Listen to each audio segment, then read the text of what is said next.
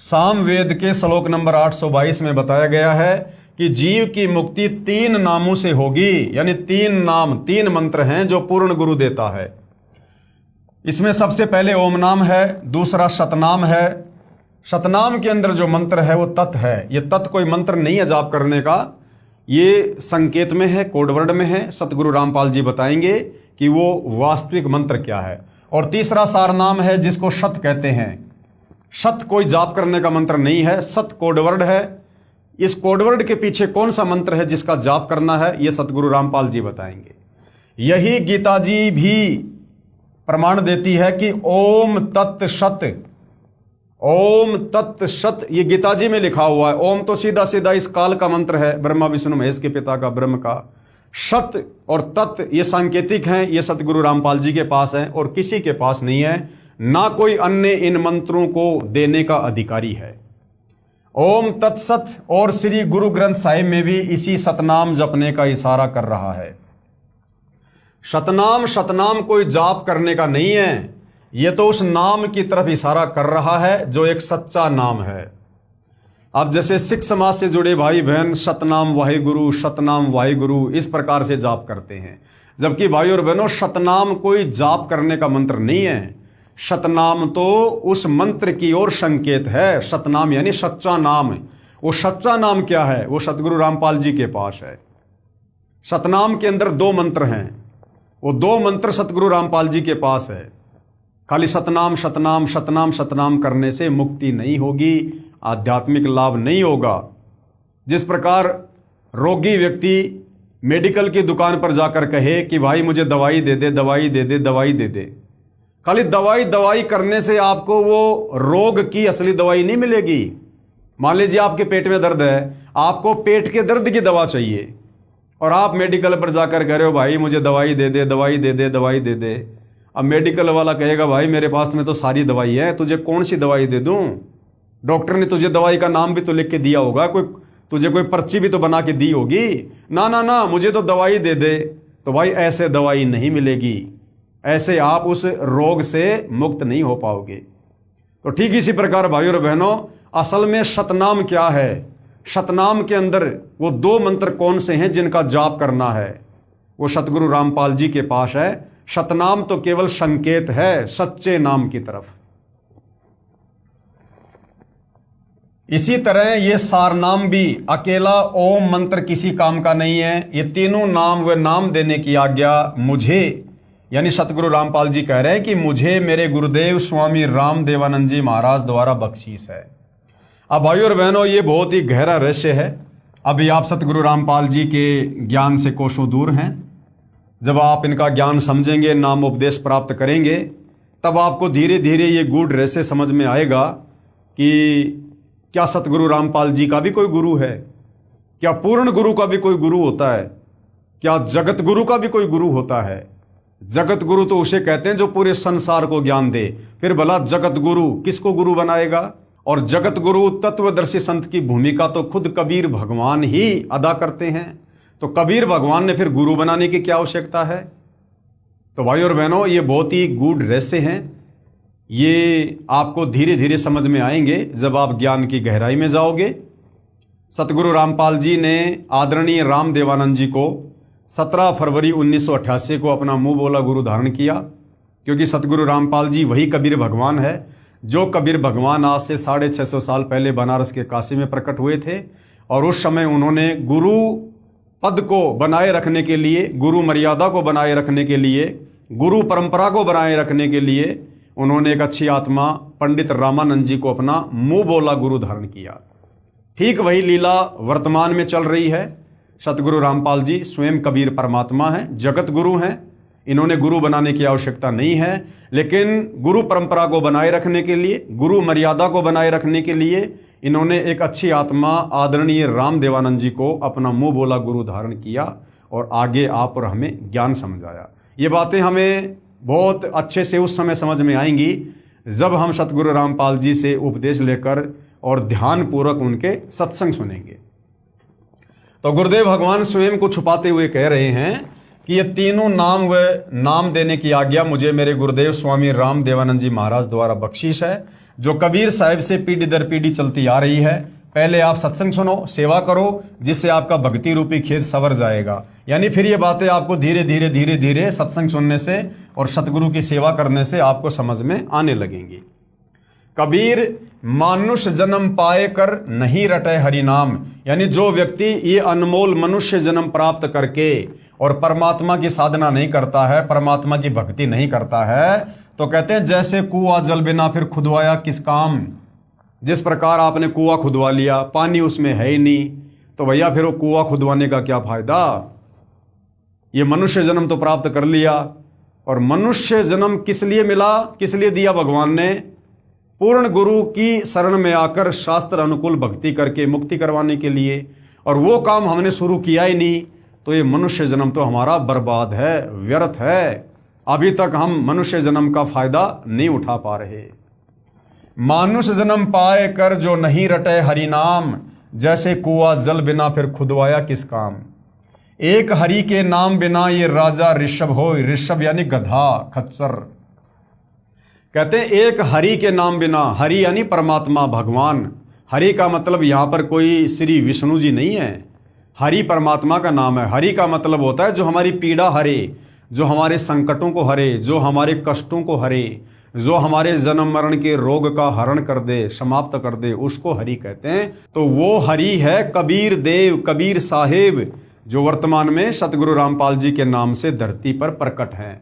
तो कहते हैं एक हरि के नाम बिना, यानी पूर्ण गुरु से नाम उपदेश लेकर भक्ति शुरू किए बिना, चाहे देश का राजा भी क्यों ना है, मरने के बाद वो गधा बनेगा, खच्चर बनेगा, और माटी ढोवे कुम्हार की, फिर घास न डाले कोई। ये दुर्गति होगी उस प्राणी की जो भले आज पूरी पृथ्वी का राजा है, प्रधानमंत्री है, राष्ट्रपति है। यदि पूर्ण गुरु सतगुरु रामपाल जी से उपदेश लेकर शत भक्ति नहीं करता है, तो मरने के बाद उसकी 184 योनियों में यह दुर्गति होगी। तो सोच लो भाई और बहनों, आप और हमारे जैसे सामान्य प्राणियों का क्या होगा यदि हमने सतगुरु रामपाल जी से उपदेश लेकर शत भक्ति शुरू नहीं की। तो इसके पश्चात अपने सवरे हुए बीज होगा। शास्त्रों यानी कबीर साहिब की वाणी, वेद, गीता, पुराण, कुरान, धर्मदास साहिब आदि संतों की वाणी के अध्ययन से मुक्ति नहीं होगी। यानी किसी भी धर्म के, धर्म शास्त्र के अध्ययन से, उसको पढ़ने से, उसका पाठ करने से मोक्ष नहीं होता, मुक्ति नहीं होती। केवल हमें जानकारी होगी, हमें केवल ज्ञान यज्ञ का लाभ मिलेगा। इन सभी शास्त्रों का एक ही सार यानी निचोड़ है कि पूर्ण मुक्ति के लिए, यानी पूर्ण मोक्ष के लिए, पूर्ण परमात्मा कबीर साहिब के प्रतिनिधि संत, जिनको उनके गुरु द्वारा नाम देने की आज्ञा भी हो, उससे नाम उपदेश लेकर आत्म कल्याण करवाना चाहिए। यदि नाम नहीं लिया तो क्या होगा? नाम बिना सूना नगर, सूना नगर यानी शरीर, नाम के बिना हमारा ये शरीर सूना है। और पड़या सकल में भोर, लूट ने लूटी बंदगी, हो गया हंसा भोर। यदि राम नाम की लूट नहीं लूटी, पूर्ण गुरु से नाम लेकर जाप नहीं किया सतनाम का, तो अंत में दुर्गति होगी जीव की। अदली आरती अदल अजूनी, नाम बिना है काया सूनी। और झूठी काया खाल लोहारा, इंगला पिंगला सुषमन द्वारा। कृतगनी भूले नरलोई, जा घट निश्चय नाम न होई। सोनर कीट पतंग भुजंगा, और 84 में धर है अंगा। यदि बीज नहीं बीजा तो आत्मा रूपी खेत की गुड़ाई अर्थात तैयारी करना व्यर्थ हुआ। यानी हम कितने अच्छे इंसान हैं, कितने भले इंसान हैं, हम कोई नशा भी नहीं करते, मांस भी नहीं खाते, माता बहनों की तरफ गंदी नज़र भी नहीं है। यानी हमने अपने भक्ति रूपी खेत को संवार रखा है, अपने आप को विकारों से दूर कर रखा है। यदि अब हमने पूर्ण गुरु से नाम उपदेश लेकर वो नाम रूपी बीज अपने इस घट में नहीं डाला, यदि हमने वो सुमरण शुरू नहीं किया सतनाम का, तो गुरुदेव भगवान कहते हैं कि चाहे तुम कितने अच्छे इंसान हो, मरने के बाद में 184 योनि में और नरक में काल तुम्हें ठोकेगा। जिस प्रकार आपने खेत को संवार दिया, खेत को आपने ट्रैक्टर से, हल से आपने उसकी गुड़ाई कर दी, उसकी जो है आपने उसकी बुआई कर दी, आपने सारा झाड़ झंकाड़ समाप्त कर दिया, आपने बहुत बढ़िया खेत संवार दिया। और खेत संवारने के बाद यदि आपने उसमें बीज नहीं डाला, तो खेत को संवारना भी व्यर्थ गया, आपकी मेहनत बेकार गई। ठीक इसी प्रकार हम चाहे कितने अच्छे हैं, कितने भले हैं, कितने धार्मिक हैं, नेक नीति ईमानदारी से अपना काम धंधा कर रहे हैं, किसी को दुखी नहीं करते, परेशान नहीं कर रहे, ये तो बहुत अच्छी बात है। सभी इंसानों में ये इंसानियत होनी चाहिए, मानवता होनी चाहिए। लेकिन साथ में यदि हमने पूर्ण गुरु से उपदेश लेकर भक्ति रूपी बीज अगर अपने शरीर में नहीं डाला, तत्वदर्शी संत की शरण में आकर भक्ति शुरू नहीं की, तो भाई और बहनों, ये शरीर समाप्त होने के बाद, और ये तो होगा, अमर कोई नहीं है, मरने के बाद फिर ये काल हमें लग 84 योनियों में गधा कुत्ता सुअर बनाएगा, हमें नरक में ठोकेगा, असहनीय पीड़ाओं का सामना करना पड़ेगा हमें। इसलिए पूर्ण गुरु की और शास्त्र अनुकूल भक्ति की यहां पर आवश्यकता बताई गई है। यदि बीज नहीं बीजा तो आत्मा रूपी खेत की गुड़ाई अर्थात तैयारी करना व्यर्थ हुआ। कहने का अभिप्राय यह है कि इनसे आपको ज्ञान होगा, किनसे? शास्त्रों से। हिंदू, मुस्लिम, सिख, ईसाई, कोई भी साधु संत महात्मा महापुरुष जिन्होंने बड़े बड़े ग्रंथ लिखे हैं, उन ग्रंथों को पढ़ने से हमें केवल ज्ञान होगा, ज्ञान। कहने का अभिप्राय यह है कि इनसे आपको ज्ञान होगा जो कि आवश्यक है, परंतु पूर्ण गुरु द्वारा नाम उपदेश लेना अर्थात बीज बीजना भी अति आवश्यक है। नाम भी वही जपना होगा जो कि गुरु नानक साहिब ने जपा, गरीबदास साहिब ने जपा, धर्मदास साहिब आदि संतों ने जपा। इसके अतिरिक्त अन्य नामों से जीव की मुक्ति नहीं होगी। आपने खेत को संवार दिया, बहुत अच्छी बात है, और खेत को संवारने के बाद यदि आपने भांग का बीज बीज दिया, यदि आपने गेहूं का, मक्का का बीज नहीं बीजा, जिस गेहूं मक्का को खाने से हमारा शरीर चलता है, हमारा परिवार पलता है, यदि आपने खेत को संवार के भांग का बीज बीज दिया, धतूरे का बीज बीज दिया, तो भी आप भूखे मरोगे, भूखे। तो इसी प्रकार हम बहुत अच्छे इंसान हैं, निर्विकारी हैं, कोई व्यसन नहीं करते, कोई नशा नहीं करते, और कोई कहे भाई मैंने तो नाम ले रखा है प्रेमानंद जी से, अनिरुद्धाचार्य से, शंकराचार्य जी मेरे गुरु हैं। तो भाई और बहनों, चाहे प्रेमानंद जी हो, चाहे शंकराचार्य हो, चाहे धीरेन्द्र शास्त्री हो, चाहे अनिरुद्धाचार्य जी हो, किसी भी धर्म का कोई भी धर्मगुरु पूरे विश्व में हो, भाई और बहनों, वो तो भांग का बीज दे रहे हैं, भांग का बीज, धतूरे का बीज। उनके पास में मुक्ति वाला मंत्र नहीं है, सत भक्ति वाला मंत्र नहीं है। ये मुक्ति वाला बीज, मुक्ति वाला नाम केवल पूर्ण गुरु सतगुरु रामपाल जी के पास है। इसलिए आप सभी ने नाम उपदेश लेकर अपना भक्ति रूपी धन जोड़ना प्रारंभ करना चाहिए, और अन्य सभी को भी बताना चाहिए, जितना जल्दी हो सके उतना जल्दी, चूंकि न जाने कब और किस समय इस शरीर का पूरा होने का समय आ जाए। क्योंकि मिट्टी का पुतला है भाई और बहनों, ये किस प्रकार से नष्ट हो जाए किसी को नहीं पता। आग में ये जल जाए, एक्सीडेंट में ये मर जाए, बरसात में ये गल जाए, रोग से ये नष्ट हो जाए। तो गुरुदेव भगवान कह रहे हैं कि नादानो, इस मनुष्य जन्म का कोई भरोसा नहीं है, परमात्मा ने गिनकर श्वासें डाली हुई है। जिस दिन तुम्हारी श्वासें पूरी हो जाएंगी उसी दिन ये शरीर तुमसे छीन लिया जाएगा, जो केवल मुक्ति प्राप्त करने के लिए मिला था। तो भाई और बहनों, अति शीघ्र यदि आपको सतगुरु रामपाल जी के द्वारा दिया गया शास्त्र अनुकूल ज्ञान समझ में आ रहा है, तो आप अति शीघ्र इस ज्ञान को समझकर सतगुरु रामपाल जी से उपदेश लेकर और अपना भक्ति धन जोड़ना प्रारंभ करें, जिस भक्ति धन से हम इस काल का कर्जा उतारेंगे और सतलोक में, सचखंड में हमारे को स्थायी निवास प्राप्त होगा। आदरणीय नानक जी ने क्या कहा है? ना जाने काल की कर डारे और किस विधि डल जा पासावे, और जिना दे सिर ते मौत खुड़क दी उनानु केड़ा हासावे। नानक जी कहते हैं कि भाई ये जो काल बली है ना, ये ब्रह्मा विष्णु महेश का पिता, 21 ब्रह्मांड का नकली भगवान, ये ना जाने कब क्या कर दे, क्या आपत्ति आ जाए, क्या प्राकृतिक आपदा आ जाए, क्या घटना घटित हो जाए और ये तुम्हारा शरीर तुम्हारे से छीन लिया जाए। ना जाने काल की कर डारे किस विध डल जा पासावे, और जिनाते सिर ते मौत खुड़क दी उनानु केड़ा हासावे। जिस व्यक्ति के सिर के ऊपर कच्चे धागे से नंगी तलवार लटका दी जाए, उस व्यक्ति को हंसी सौपन में नहीं आ सकती, उसको नींद सौपन में नहीं आ सकती, चिंता बनी रहेगी।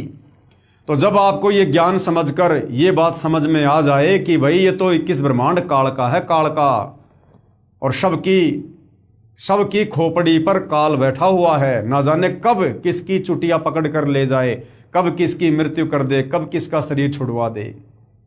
और यदि इस शरीर के रहते सहते हमने पूर्ण गुरु से उपदेश लेकर भक्ति धन नहीं जोड़ा तो भाई हमारा तो अगले जन्मों में कहीं ठिकाना नहीं होगा। गधे, कुत्ते, सुअर, मक्खी, मच्छर, बैल, गंदी नाले के कीड़े बनकर घूमेंगे, असहनीय कष्ट भोगेंगे। तो कहते हैं उन आत्माओं को फिर चिंता बन जाती है जिनको ज्ञान समझ में आ जाता है, और वो आत्माएं अतिशीघ्र पूर्ण गुरु से उपदेश लेकर भक्ति मार्ग पर लग जाती है। ठीक इसी प्रकार कबीर साहिब जी भी कहते हैं कि कबीर श्वास श्वास में नाम जपो, व्यर्था श्वास मत खोए, और ना जाने इस श्वास का फिर आवन हो कि ना हो। कि नादानो, ये जो गिनती की श्वासें परमात्मा ने तुम्हें दी हैं, इन श्वासों में पूर्ण गुरु से मंत्र लेकर उसका जाप करो, सुमरण करो, सतनाम का सुमरण करो। ना जाने ये श्वासें तुम्हारी कब और किस समय छीन ली जाएं, कब तुम्हारी श्वासें पूरी हो जाएं, उसके बाद फिर तुम्हें सुमरण का मौका नहीं मिलेगा, तुम्हें भक्ति धन जोड़ने का मौका नहीं मिलेगा।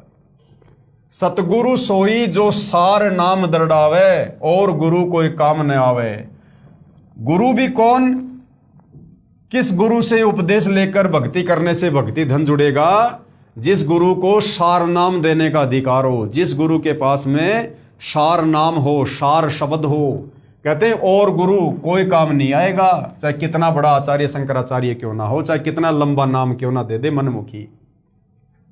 सार नाम बिन पुरुष द्रोही। जिस गुरु के पास में सार नाम नहीं है, मुक्ति का नाम नहीं है, वो भगवान का द्रोही है, वो परमात्मा का द्रोही है। अर्थात जो गुरु सार नाम व सार शब्द नहीं देता है, या उसको अपने गुरु द्वारा नाम देने का अधिकार यानी आज्ञा नहीं है, अर्थात शास्त्रों के अध्ययन से यदि कोई मनमुखी गुरु से नाम भी दे देता है तो भी वह गुरु और उसके शिष्यों को नरक में डाला जाएगा। अब कोई कहे भाई मेरे गुरुजी फला फला है और मेरे गुरुजी को तो मेरे दादा गुरु ने नाम दान देने का आदेश दिया हुआ है। भाई ये भी देख लेना तुम्हारे दादा गुरु के पास में असली नाम था कि नहीं था, तुम्हारा दादा गुरु पद प्राप्त करने का अधिकारी था या नहीं था। तो गुरुदेव के कहने का मतलब है कि वही गुरु जिसे उसके गुरु के द्वारा नाम दीक्षा का अधिकार दिया गया हो और जिसके पास वास्तविक सार नाम हो, उसी गुरु से उपदेश लेकर और उन मंत्रों का जाप करने से हमारी बात बनेगी।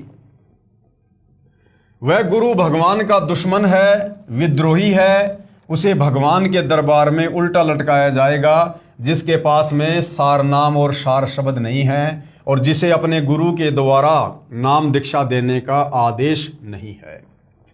अब भगत समाज में नकली गुरुओं यानी संतों द्वारा एक गलत धारणा फैला रखी है कि एक बार गुरु धारण करने के बाद दूसरा गुरु नहीं बदलना चाहिए। जरा विचार करके देखो कि गुरु हमारे जन्म मृत्यु रूपी रोग को काटने वाला डॉक्टर होता है। यदि एक वैद्य से हमारा रोग नहीं कटता है तो हम दूसरे अच्छे वैद्य यानी डॉक्टर के पास जाएंगे जिससे हमारा जानलेवा रोग ठीक हो सके। जैसे धर्मदास साहिब के पहले गुरु श्री रूपदास जी थे, लेकिन जब धर्मदास जी को पता चला कि यह गुरु पूर्ण मुक्तिदाता नहीं है तो तुरंत त्याग कर पूर्ण ब्रह्म परमेश्वर सतगुरु कबीर साहिब को अपना गुरु बनाया और पूर्ण मोक्ष सतलोक में प्राप्त किया। ठीक इसी प्रकार अधूरे गुरु को तुरंत त्याग देना चाहिए। ये विशेषकर भाई और बहनों दो चार पंथ हैं, जैसे राधा स्वामी पंथ है या जो नकली कबीर पंथ है, उनमें ये गलत धारणा काल प्रेरणा से व्याप्त है कि एक बार यदि गुरु बना लिया उसके बाद में गुरु नहीं बदलना चाहिए। गुरु बदल लिया समझो तुमने अपना खशम बदल लिया। तो गुरुदेव भगवान इस धारणा का खंडन कर रहे हैं कि नादानो ऐसी बात नहीं है, ये तो काल का जाल है तुम्हारे को फंसाए रखने के लिए। जैसे मान लीजिए मुझे भयंकर रोग है और मैं किसी वैद्य या डॉक्टर के पास गया और महीने 2 महीने मैंने उससे दवा ली, लेकिन मुझे किसी प्रकार का कोई भी आराम नहीं हुआ, तो क्या मैं डॉक्टर नहीं बदलूंगा? मुझे मेरी पीड़ा समाप्त करवानी है और वो पीड़ा यदि किसी एक डॉक्टर से समाप्त नहीं हो रही है तो डॉक्टर मुझे बदलना होगा, अन्यथा मेरी पीड़ा समाप्त नहीं होगी, मैं मृत्यु को प्राप्त हो जाऊंगा। ठीक इसी प्रकार भाई और बहनों अध्यात्म में जब तक आपको पूरा गुरु नहीं मिलता है, चाहे 50 गुरु बदल लो 50। दत्तात्रेय जी के विषय में सब जानते हैं, दत्तात्रेय जी ने 24 गुरु बदले थे। 24 गुरु जो दत्तात्रेय ब्रह्मा विष्णु महेश के आशीर्वाद से उत्पन्न हुआ था। तीनों देवताओं की शक्ति का जिसमें समावेश था, उस दत्तात्रेय को भी 24 गुरु बदलने के बाद में 25वीं बार यही कबीर परमात्मा सच्चे गुरु के रूप में मिले। तो भाई और बहनों, गुरु बदलने में कोई हर्ज नहीं है, कोई डर नहीं है, कोई दोष नहीं है। हमने अपनी आत्मा का कल्याण करवाना है। आप और हमारे को जन्म और मरण लक 84 योनियों वाला भयंकर रोग लगा हुआ है, और सतगुरु रामपाल जी के अलावा इस रोग को काटने का अधिकारी गुरु वर्तमान में धरती पर कोई नहीं है। इसलिए सतगुरु रामपाल जी के ज्ञान को अच्छे से समझकर, और आप जिस भी संत या पंथ के पास हैं, क्योंकि वर्तमान में तो ये क्लियर हो चुका है सतगुरु रामपाल जी के द्वारा दिए गए शास्त्र प्रमाणित ज्ञान के आधार से कि उनके अलावा जन्म और मरण के रोग को ठीक करने का उपचार, खुराक, औषधि वर्तमान में किसी भी धर्मगुरु के पास, किसी भी धर्म में नहीं है। तो यदि आप सतगुरु रामपाल जी के ज्ञान से परिचित हो जाते हैं तो अति शीघ्र उन काल के द्वारा भेजे गए नकली गुरुओं को, साधु संतों को त्याग कर सतगुरु रामपाल जी की शरण में आकर अपने जन्म मरण के रोग का इलाज करवाना शुरू कीजिएगा। परमात्मा कहते हैं, झूठे गुरु के पक्ष को और तजत न कीजिए वार, गुरु व नाम महिमा की वाणी। गरीब बिन उपदेश अचंभ है, क्यों जीवित है प्राण, और बिना भक्ति कहाँ ठोर है, भाई नर नाही पाषाण। जो व्यक्ति पूर्ण गुरु से उपदेश लेकर सत भक्ति नहीं करते हैं, उनके विषय में परमात्मा क्या कह रहे हैं कि बिन उपदेश अचंभ है, कि मुझे तो बड़ा आश्चर्य हो रहा है कि जिन लोगों ने गुरु धारण नहीं कर रखा वो जी कैसे रहे हैं। क्यों जीवित है प्राण, वो प्राणी क्यों जी रहा है, वो तो व्यर्थ का इस पृथ्वी पर भार है। और बिन भक्ति कहाँ ठोर है, बिना भक्ति के शरीर छोड़ने के बाद में कहाँ जगह मिलेगी हमें। नर नाही पाषाण, पूर्ण गुरु से उपदेश लिए बिना जो व्यक्ति मनमुखी भक्ति कर रहा है या आधे अधूरे गुरु की शरण में जाकर भक्ति कर रहा है, वो असल में इंसान नहीं है, उनमें इंसान के गुण नहीं है, वो तो पत्थर है, पत्थर, और मरने के बाद भी वो पत्थर ही हो जाएगा। गरीब एक हरि के नाम बिना नारी कुतिया हो। आदरणीय गरीबदास जी कह रहे हैं कि एक परमात्मा की भक्ति के बिना नारी कुतिया हो, लक 84 योनि में जाएगी वो, चाहे देश की प्रधानमंत्री क्यों ना है, और गली गली भोकत फिरे फिर टूक न डाले कोई। गरीब बीबी पढ़दे रहे थी, ड्योडी लगती बार, गात उगाड़े फिरती है बड़कुतिया बाजार। ये उन माता बहनों के विषय में बताया जा रहा है आदरणीय गरीबदास जी के द्वारा, जो बड़े बड़े घरानों से थी। वो राजा महाराजा, वो बड़े बड़े लोग अपनी बहन बेटियों को, अपनी औरतों को घर से बाहर भी नहीं निकलने दिया करते थे। बीबी पढ़दे रहे थी और ड्योडी लगती बार, और गेट पर चौकीदार होते थे, पहरेदार होते थे, बांदियां होती थी। और कहते हैं अब गात उगाड़े फिरती है वो बनकुतिया बाजार। वो माता बहनें, वो बेटियां जो बड़े बड़े घरों में, राजा महाराजाओं के घरों में थी, जिनको घर से बाहर नहीं निकलने दिया जाता था। माता बहनों का घर से बाहर निकलना बेइज्जती माना जाता था, जिस कारण से वो पूर्ण गुरु की शरण में आकर भक्ति नहीं कर पाई। और अगले जन्म में वो बड़े बड़े घरों की बहन बेटियां सत भक्ति ना करने के चलते वो कुत्तिया की योनि में गई, और आज वो नंगे शरीर घूम रही है बाजार में, नंगे शरीर। अब कहाँ गई वो इज्जत। तो परमात्मा कहते हैं कि इज्जत भी उसी की रहेगी जो पूर्ण गुरु से उपदेश लेकर भक्ति करेगा। गरीब नक बेसर नक से बनी पहरत हार हमेल, वो जो 9-9 लाख के हार पहना करती थी वो बहन बेटियां बड़े बड़े घरों की, और सुंदरी से सुनही बनी, सुनही यानी कुतिया बनी, सुन साहिब के खेल। लेकिन भक्ति ना करने से जो सोने चांदी हीरे मोती के हार पहना करती थी, कहते हैं फिर वो कुतिया की योनि में गई। कहते हैं ये है इस कालबली के खेल। कबीर हरि के नाम बिना राजा ऋषभ होए, चाहे कोई किसी देश का प्रधानमंत्री, राजा, राष्ट्रपति क्यों ना है, पूर्ण गुरु से उपदेश लेकर भक्ति शुरू किए बिना अगले जन्म में वो राजा मरने के बाद में गधा बनता है। और माटी लदे कुम्हार की, कुम्हार के नीचे सारा दिन कमर तोड़ मेहनत करता है और घास न डाले कोई। कुम्हार गधे को घर पर कभी घास नहीं डालता, सारा दिन काम लेता है, शाम के समय कान पकड़ के बाहर छोड़ देता है। वो बाहर खेतों में, वो कुर्डियों में जैसे भी अपना पेट भर के आता है। तो कहते हैं उस देश के राजा की भी जो पूर्ण गुरु से उपदेश लेकर भक्ति नहीं करता है, उस राजा के भी मरने के बाद में अंत में युगों युगों जन्म जन्मांतरों तक ऐसी दुर्गति होती है लक 84 योनियों में। कबीर राम कृष्ण से कौन बड़ा, उन्हों भी गुरु कीन, और 3 लोक के वे धनी गुरु के आगे आधीन। अब कबीर परमात्मा उन लोगों को समझाना चाहते हैं जिन लोगों को इस काल के लोक में थोड़ा बहुत पूर्व जन्मों की भक्ति के कारण सुख प्राप्त है, बड़ी कोठी है, बड़ी कार है, कोई मंत्री पद प्राप्त है, कोई सरपंच है, कोई एमएलए है, बड़ा बिजनेस है, जिसका कारोबार है, फैक्ट्रियां हैं। वो लोग सोचते हैं कि हमें गुरु बनाने की क्या आवश्यकता है, हमारे तो वैसे ठाट बाट हो रहे हैं। तो कबीर परमात्मा जी समझाना चाहते हैं कि नादानो, तुम ब्रह्मा विष्णु महेश से बड़ा तो किसी को नहीं मानते, तुम राम और श्री कृष्ण से बड़ा तो किसी को नहीं मानते। तो कहते हैं राम कृष्ण से कौन बड़ा, यानी तुम लोगों की दृष्टि में राम और कृष्ण से बड़ा कोई नहीं है। उन्हों भी गुरु कीन, तुम्हारे राम और श्री कृष्ण ने भी मानव जन्म प्राप्त करके और गुरु बनाए। श्री रामचंद्र जी ने वशिष्ठ को अपना गुरु बनाया, श्री कृष्ण जी ने दुर्वासा ऋषि को अपना गुरु बनाया। और कहते हैं 3 लोक के वो धनी गुरु के आगे अधीन, वो 3 लोक के स्वामी राम और कृष्ण, उन्होंने भी मनुष्य जन्म प्राप्त करके आगे अपनी सदगति के लिए, ताकि हमारी दुर्गति ना हो, लक 84 में ना जाएं, उन भगवानों ने भी मनुष्य जन्म प्राप्त करके गुरु धारण किया और गुरु के कहे अनुसार भक्ति की, तब जाकर वापस अपने लोक में गए। वरना सीधे गधे कुत्ते सुअर की योनि में जाते, लक 84 में जाते।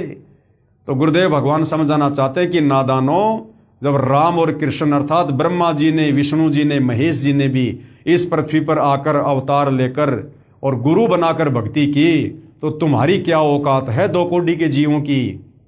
तुम जीव के जीव हो, चाहे देश का प्रधानमंत्री क्यों ना है, अगले जन्म में दुर्गति को प्राप्त होगा अगर गुरु बनाकर भक्ति शुरू नहीं की तो। और गुरु भी पूर्ण गुरु होना चाहिए। आगे परमात्मा कहते हैं, कबीर गर्भ योगेश्वर गुरु बिना लाग्या हरि की सेव, और कहे कबीर स्वर्ग से फेर दिया सुखदेव। ये सुखदेव ऋषि की एक कथा है जो गुरुदेव भगवान ने बताई है। सुखदेव को माँ के गर्भ में ही ज्ञान हो गया था और गर्भ से बाहर आते ही सुखदेव ऋषि में सिद्धियाँ आ गई थी, जिसके चलते वो अपने आप को ही पूर्ण गुरु मान बैठा था। किसी से नाम दीक्षा नहीं ले रहा था कि मेरे बराबर तो धरती पर कोई योगी नहीं है, कोई भगत नहीं है। तो परमात्मा ने उसके भ्रम को तोड़ा और कहा, भैया वर्तमान में राजा जनक के पास में जाकर दीक्षा ले, वो पूर्ण गुरु है, अन्यथा गधा बनेगा अगले जन्म में। तो सुखदेव ऋषि ने भी फिर राजा जनक से नाम उपदेश लिया, तब कहीं जाकर स्वर्ग में थोड़े बहुत समय के लिए बैठने को उसको स्थान मिला। कबीर गर्भ योगेश्वर गुरु बिना लाग्या हरि की सेव, यानी बिना गुरु के ही सुखदेव ऋषि मनमुखी साधना कर रहा था, पूर्व जन्म की सिद्धियों में फूल कर कि मेरे बराबर सिद्धिवान कोई नहीं है, मैं तो सह शरीर आकाश में उड़ जाता हूँ, दूसरे लोक में चला जाता हूँ। उसको भी ये भ्रम हो गया था कि मुझे गुरु बनाने की क्या आवश्यकता है, तो बिना गुरु के ही वो भगवान की भक्ति करने लग गया था। गर्भ योगेश्वर गुरु बिना लाग्या हरि की सेव, कहे कबीर स्वर्ग से फेर दिया सुखदेव। और जब वो सुखदेव एक बार विष्णु जी के लोक में जा रहा था तो द्वारपालों ने वहीं से उसको वापस कर दिया, विष्णु जी ने उसको वहीं से वापस कर दिया कि भैया मेरे लोक में वो आता है जो अधिकारी गुरु से उपदेश लेकर भक्ति धन लेकर आता है। तो सुखदेव ऋषि को विष्णु जी ने विष्णु लोक में भी प्रवेश नहीं करने दिया था, क्योंकि उस समय तक उसने कोई गुरु नहीं बना रखा था। फिर क्या हुआ, राजा जनक से नाम ले कीनी हरि की सेव। उसके बाद सुखदेव ऋषि ने राजा जनक से, जो सीता जी के पिताजी थे, वो त्रेता युग में 3 लोक के अधिकारी गुरु थे, तो राजा जनक से सुखदेव ऋषि ने नाम दीक्षा ली और उसके बाद उन्होंने भगवान विष्णु की भक्ति की। कहे कबीर बैकुंठ में उलट मिले सुखदेव। उसके बाद बैकुंठ यानी विष्णु जी के लोक में, स्वर्ग में उस सुखदेव ऋषि को जगह मिली थोड़े बहुत समय के लिए। कबीर सतगुरु के उपदेश का लाया एक विचार, यानी सच्चे सतगुरु के उपदेश का, नाम का, ज्ञान का थोड़ा विचार करना चाहिए। जय सतगुरु मिलते नहीं जाता नरक द्वार, क्योंकि पूर्ण गुरु की शरण में आने के बाद हमारा लक 84 योनियों का कष्ट समाप्त हो जाता है। हम फिर कभी गधे कुत्ते सुअर नहीं बनते हैं, हमारा मोक्ष हो जाता, हम सतलोक चले जाते हैं। तो सतगुरु के उपदेश का लाया एक विचार, और जय सतगुरु मिलते नहीं हम जाते नरक द्वार। यदि आज हमें पूर्ण गुरु सतगुरु रामपाल जी नहीं मिलते, हमें उनकी शरण नहीं मिलती, तो हम अपने मनुष्य जन्म को इसी प्रकार से बर्बाद करके चले जाते और अगले जन्म में गधे कुत्ते सुअर बनकर यहीं पर अपना कर्म भोग रहे होते, नरक में जाते। फिर क्या होता उस नरक में? नरक द्वार में दूत सब, उस नरक में काल के दूत करते खेचा ताण। अब नरक में भाई कौन जाना चाहेगा? वहां जाने के बाद ये आत्मा भागती है नरक के उन कष्टों को देखकर, लेकिन वहां से फिर बाहर कौन निकलने दे, जाने कौन दे? तो यम दूतों में और उस जीव आत्मा में फिर खेचातान शुरू हो जाती है। जीव आत्मा भागने का प्रयास करती है डरती हुई, और यम के दूत मोटे मोटे लठ मार मार के, मुगदर मार मार के उसको नरक में धकेलते हैं। नरक द्वार में दूत सब करते खेचा ताण, उनते कभू न छूटता फिर फिरता चारों खान। लेकिन उन यम दूतों से जीव आत्मा फिर बच नहीं पाती है, और उसके बाद फिर लक 84 योनियों में तरह तरह के प्राणियों के शरीरों में कष्ट भोगता है। कबीर चार खानी में भरमता, चार खानी श्वेतज, अंडज, जेरज, उद्भुज, ये चार प्रकार की खानियां हैं जिनमें लक 84 प्रकार के शरीर जो है ये जीव भोगता है। चार खानी में भरमता, कभू न लगता पार, और सो फेरा सब मिट गया मेरे सतगुरु के उपकार। यानी सतगुरु के उपकार से ही हमारा लक 84 योनियों से पीछा छूट सकता है, दूसरा कोई तरीका नहीं है। और ऐसे गुरु की फिर क्या महिमा की जाए जिन्होंने लक 84 योनियां छुड़वा दी। कबीर सात समुद्र की मसी करूं, लेखनी करूं बन राय, और धरती का कागज करूं, गुरु गुण लिखा न जाए। जिस गुरु ने लक 84 योनियों में तरह तरह के प्राणियों के शरीरों में जो कष्ट हमने भोगने थे, गुरु ने हमें बाईपास निकाल दिया। हमने नरक में जाना था, भयंकर कष्ट भोगना था, तपतशिला पर जाकर कष्ट भोगना था। कहते हैं अब उस गुरु की हम क्या महिमा करें जिन्होंने हमारे को तमाम इन काल के कष्टों से बाईपास कर दिया। सात समुद्र की मसी करूं, लेखनी करूं बन राय, और धरती का कागज करूं, गुरु गुण लिखा न जाए। ऐसे गुरु की महिमा लिखना असंभव है। कबीर गुरु बड़े गोविंद से मन में देख विचार, हरि सुमरे सो रह गए गुरु भजे हुए पार। कबीर गुरु गोविंद दोनों खड़े किसके लागू पाए, बलिहारी गुरु आपना जिन गोविंद दिया मिलाए। यानी भाई और बहनों, हमारे धर्मशास्त्रों में गुरु को भगवान से बड़ा बताया गया है। गुरु बड़े हैं गोविंद से, गोविंद यानी भगवान परमात्मा। गुरु को परमात्मा से भी बड़ा बताया गया है। गुरु बड़े हैं गोविंद से, मन में देख विचार, यानी थोड़ा बहुत ज्ञान के ऊपर ध्यान लगा के देख, ज्ञान पर विचार करके देख कि गुरु को भगवान से बड़ा क्यों बताया गया है। गुरु बड़े हैं गोविंद से, मन में देख विचार, हरि सुमरे सो रह गए। भगवान की भक्ति करने वाले यहीं रह जाते हैं, और गुरु भजे हुए पार, और गुरु से उपदेश लेकर भक्ति करने वालों का मोक्ष हो जाता है। अब भाई और बहनों, भगवान तो भगवान है, भगवान से बढ़कर तो कोई भी नहीं है। फिर गुरु को भगवान से बड़ा क्यों बताया गया है? क्योंकि भगवान यानी गोविंद यानी परमात्मा कबीर साहिब स्वयं ही गुरु बनकर ज्ञान देने के लिए आते हैं। इसलिए भगवान से बड़ा गुरु को बताया गया है कि गुरु हमें ज्ञान देता है, गुरु हमें उपदेश देकर भले बुरे कर्मों की जानकारी देता है, गुरु हमें लक 84 योनियों के कष्टों की जानकारी देता है, गुरु हमारी हर शंकाओं का समाधान करता है, गुरु हमें शास्त्र अनुकूल सत भक्ति देता है, हमें संशय रहित करता है, और गुरु फिर हमारी आत्मा का कल्याण करता है। इसलिए भाई और बहनों, गुरु को परमात्मा से बड़ा बताया गया है। गुरु बड़े हैं गोविंद से, यानी परमात्मा कबीर साहिब खुद ही गुरु की भूमिका करने के लिए यहाँ पर आते हैं। और जब वो परमात्मा गुरु की भूमिका करता है तो उस समय गुरु रूप में परमात्मा से उपदेश लिए बिना आप और हमारी आत्मा का कल्याण नहीं हो सकता है। इसलिए यहाँ पर गुरु को परमात्मा से बड़ा बताया गया है। कबीर हरि के रूठत्या गुरु की शरण में जाए, और कबीर गुरु जे रूठ गया तो हरि नहीं होत सहाय। यानी ये तुम्हारे ब्रह्मा विष्णु महेश जिनको भगवान मान रहे हो, अगर ये रूठ भी जाते हैं ना तो भी कोई बड़ी बात नहीं है। हम यदि पूर्ण गुरु की शरण में चले जाएंगे, तत्वदर्शी संत की शरण में चले जाएंगे, तो हमारी बात बन जाएगी। चाहे ब्रह्मा विष्णु महेश चाहे लाख रूठ जाओ, देवी देवता लाख नाराज हो जाओ, हमें कोई दिक्कत नहीं है। जब हम पूर्ण गुरु की शरण में आ जाएंगे, फिर हमें इन भगवानों से किसी प्रकार का कोई नुकसान नहीं है। किसी भी भैरव भूत बेताल से हमें कोई नुकसान नहीं हो सकता।